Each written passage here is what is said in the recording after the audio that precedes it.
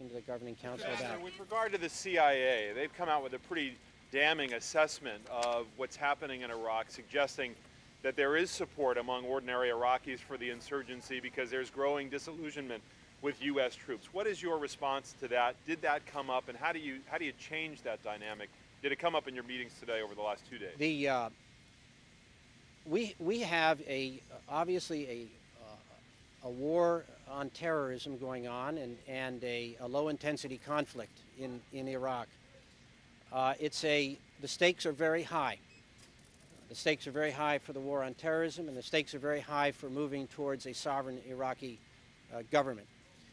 It is a tough situation. I have said repeatedly in my discussions, both private and public, for 6 months, that I am completely confident and optimistic about the outcome in Iraq, but we will face some difficult days like today when we had the attack on the Italian soldiers in the south. We're going to have difficult days ahead because the terrorists are determined to deny the Iraqis the right to run their own country. We're not going to let them get away with that. It's not going to succeed. Just follow up on one point, Mr. Ambassador.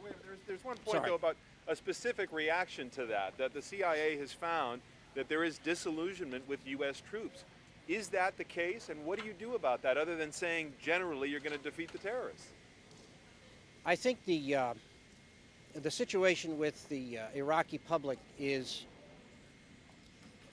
frankly not easy to quantify. We've looked at polls, we've talked to people, we make our own assessments. Obviously, the terrorists are trying to encourage the Iraqi people to believe that the United States is not going to stay the course. They've killed mostly Iraqis. That's who's been killed by these terrorist attacks. They've tried to target people who cooperate with us.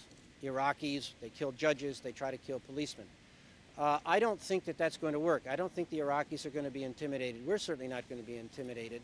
And I think we'll find as we go forward, as we prosecute this low-intensity conflict, this war on terrorism, as we give Iraqis responsibility for their political developments, we'll find that the Iraqi people support that.